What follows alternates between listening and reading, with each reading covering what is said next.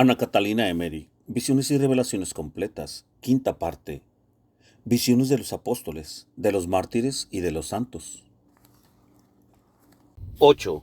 Santa Escolástica y San Benito. Por medio de una reliquia de Santa Escolástica, he visto muchos cuadros de su vida y la de San Benito. He visto la casa paterna en una gran ciudad, no lejos de Roma. No estaba fabricada del todo al estilo de los romanos. Del lado que daba sobre la calle había un espacio empedrado, cerrado por un muro más bajo que una reja de color rojizo. Detrás había un patio con un jardín y una fuente que surtía agua. En el jardín había un lugar sombreado, donde vi a Benito y a Escolástica ajustando inocentemente y de acuerdo, como estuvieron siempre desde niños. El lugar estaba cubierto exteriormente de plantas y enredaderas. El techo era llano y adornado de figuras de color. Creo que estas figuras eran primero talladas y luego colocadas allí, porque tenían un relieve muy visible. Hermano y hermana se querían mucho y me parecían gemelos. A la ventana de aquella casita campestre acudían pajaritos, muy familiares con ellos, que traían en el pico ramitas y flores, y miraban alrededor buscando a los niños, los cuales se divertían con las flores y plantas y clavaban en el suelo varias clases de leños, formando pequeños recuadros en el jardín. Los he visto escribir y grabar toda clase de figuras en una materia de color. De tiempo en tiempo venía un aya que los vigilaba en sus recreaciones. Me pareció que sus padres eran gente de dinero, muy ocupados en negocios, porque veía como unas 20 personas en casa, y él observaba a los que iban y venían. No parecía que se ocupaban mucho de sus hijos. El padre era un hombre fuerte y corpulento, vestido completamente a la moda de los romanos. Él comía con la mujer y con algunas personas en la parte baja de la casa. Los hijos habitaban la parte alta y separados. Benito tenía por preceptor a un anciano eclesiástico, con el cual vivía solo. Escolástica estaba con un aya en una pieza donde también dormía.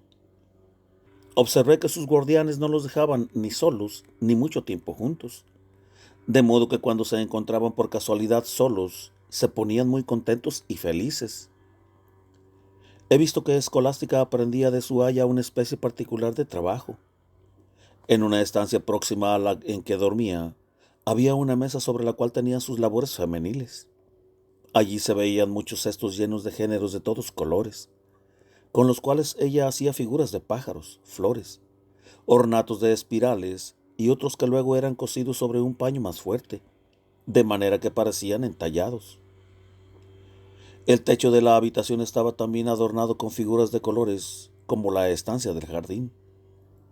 Las ventanas no tenían vidrios, sino paños sobre los cuales se veían dibujadas figuras de árboles, de espirales y de otros adornos contorneados. Escolástica dormía detrás de un cortinado. Su lecho estaba un poco elevado sobre el suelo. La he visto por la mañana, cuando el aya salió de la estancia, saltar del techo y echarse al pie de una cruz que pendía de la pared, y allí orar. Cuando sentía los pasos del aya se refugiaba detrás de la cortina, y así estaba en el lecho cuando la sirvienta llegaba. He visto a Benito y a Escolástica en la escuela del preceptor, pero cada cual en hora diversa. Los vi leer en grandes libros, como también dibujar letras con oro, y con rojo, y con un azul verdaderamente hermoso. Lo que se escribía y adornaba se conservaba arrollado. Para hacer esto se usaba de cierto utensilio largo como de un dedo. Cuando más crecían los niños en edad, menos se los dejaba solos. He visto luego a San Benito, que estaba ya en el 14º año de edad, ir a Roma y entrar en un edificio grande, en el cual había un corredor con muchas estancias.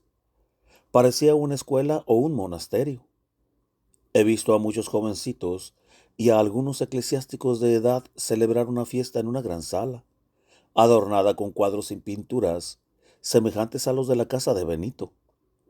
Vi que aquellos convidados no comían recostados, sino sentados sobre sillones redondos y bajos, de modo que tenían que extender las piernas bastante, y así se sentaban los unos juntos a los otros, a aquella mesa tan baja. Para poner los platos y los vasos, que eran de color amarillo, había cavidades hechas en la misma mesa. No he visto muchas viandas. En el medio había 3 grandes platos llenos de viandas de color amarillento y de forma aplastada. Cuando la comida tocó a su fin, vi entrar 6 mujeres de diversas edades. Llevaban figuras hechas de pastas y confituras y cestas con botellas pendientes de los brazos. Eran parientes de jóvenes que allí se educaban. Los alumnos se habían levantado de la mesa y se entretenían con esas personas en un ángulo de la mesa y recibían las confituras, pastas, dulces y bebidas. Había entre ellas una mujer de unos 30 años que yo había visto otras veces en casa de Benito. Esta se acercó de modo más insinuante a Benito, que era puro e inocente, y no abrigaba sospecha de nadie. Supe que esta mujer insidiaba la inocencia del joven, y que le dio de beber de su frasco, y que en aquella bebida había algo venenoso, mágicamente embriagador. Benito no tenía de ello el menor presentimiento. Lo vi luego durante la noche agitado en su celda por efecto de aquella bebida, y en grande angustia se fue a uno, de quien recabó permiso para poder descender al patio, puesto que sin permiso jamás se ausentaba de la celda. Lo vi en la oscuridad de la noche azotarse en un ángulo de aquel patio, con ramas de espinos y ortigas las espaldas con mucho rigor. Más tarde he visto que, siendo ya solitario, ayudó generosamente a aquella seductora, que se encontraba en grandes apuros, y que lo hizo así precisamente para hacer bien a una enemiga. Había conocido por voz interior la mala intención de esa mujer. He visto después a Benito sobre un alto monte lleno de escollos. Estaba en el 20º año de su edad. He visto cómo se cavaba una celda dentro de un escollo, luego un corredor y otra celda, y así de ese modo excavó varias celdas en la roca. Por lo demás, solo la primera tenía puerta abierta hacia afuera. He visto que en la parte superior las redondeaba como bóvedas, y allí entrelazó y sujetó ciertas imágenes o pinturas compuestas de piedrecitas, unas junto a las otras. He visto en una celda 3 cuadros semejantes. El de arriba representaba el cielo, el de un lado el nacimiento de Cristo y el del otro el juicio final.